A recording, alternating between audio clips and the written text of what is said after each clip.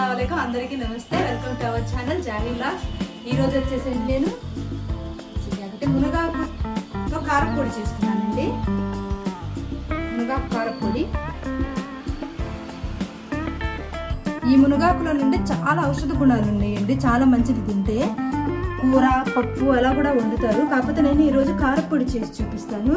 Thyroid, sugar ఇలాంటి ఆరోగ్య సమస్యలు ఉన్న వాళ్ళకు మునగాకు చాలా ఉపయోగపడుతుంది। ఆరోగ్యంగా ఉన్న వాళ్ళు కూడా తినొచ్చు, చాలా మంచిదండి। ముందుగా మినపప్పును వేయించుకుందాం।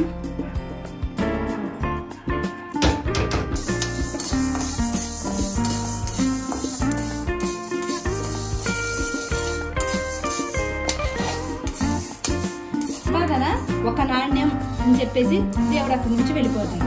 అప్పుడు ఈ యువకుడు సరే ఒక నాణ్యం నాకు సంపాదన ఉంది కదా అని చెప్పేసి ఆ డబ్బులతోనే సరిపెట్టుకుంటూ దాంట్లోనే హ్యాపీగా బతుకుతూ ఉంటాడు। అట్లా అతనికి తెలిసిన తన ఫ్రెండ్ ఒకతను అతని చెల్లికి ఇచ్చి ఈ కుర్రాడి మంచి చెడ్డలు అన్ని తెలుసుకుని అతని చెల్లికి ఇచ్చి పెళ్లి చేస్తాడు। పెళ్లి చేసుకున్న మరుసటి రోజు ఈ యువకుడు వ్యాపారానికి అని చెప్పేసి మళ్ళీ వెళ్తాడు। వ్యాపారానికి వెళ్ళినప్పుడు ఆ ఒక నాణ్యంతో పాటు ఇంకా 11 నాణ్యాలు కలిసి వస్తాయి అతనికి। అప్పుడు మళ్ళీ యువకుడు ఇదేంటి నా సంపాదన ఒక నాణ్యమే అని చెప్పాడు కదా దేవుడు, ఈ 11 నాణ్యాలు రావటం ఏంటి, వాళ్ళ ఆశ్చర్యంగా ఉంది అని చెప్పేసి మళ్ళీ దేవుడి దగ్గరికి వెళ్ళి ప్రార్థించుకుని, దేవుడా నాకు ఒక నాణ్యమే అని చెప్పావు కదా, ఈ రోజు ఏంటి నాకు 11 నాణ్యాలు వచ్చాయి అని చెప్పేసి అడుగుతాడు। అడిగినప్పుడు ఆ దేవుడు మళ్ళీ ఈ 11 నాణ్యాలు నీవి కావు, నీ నాణ్యం ఒకటి మాత్రమే, నువ్వు పెళ్లి చేసుకున్నావు కదా, నీ భార్య తలరాతలో ఉన్నవి ఆ 10 నాణ్యాలు అని చెప్పేశాడు। దీనివల్ల నీతి ఏంటంటే తినే రాత భార్య పిల్లలకు ఉన్నప్పుడు మగాడికి అదే కలిసి వచ్చింది। నీతి ఏంటంటే ఇళ్లలో మగాడు సంపాదించలేదు అంటుంటారండి।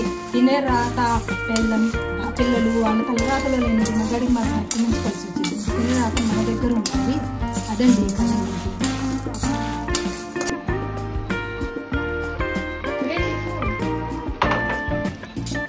చాలండి వేయించింది ఒక గిన్నెలో పోసుకుందాం।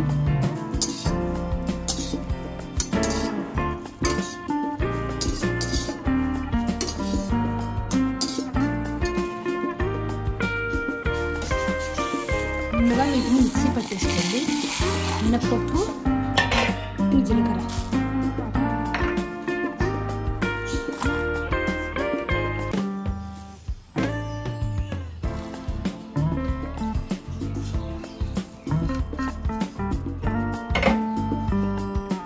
ఉప్పండి, చింతపండు వేసుకునే వాళ్ళైతే కనుక వేసుకోండి, నేనైతే చింతపండు వేయట్లేదు।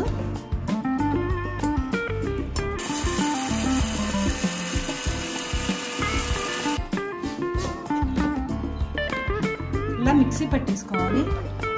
కొంచెం బరగ్గా కావాలంటే అలాగే చేసుకోండి, మెత్తగా కావాలంటే మెత్తగా। కనీసం వారానికైనా సరే ఒక ముద్దన్నా ఇలా కారపొడి చేసుకొని తినండి, బాగానే ఉంటుంది। బాగున్నా లేకపోయినా తినండి, మంచిది కాబట్టి తినాలి।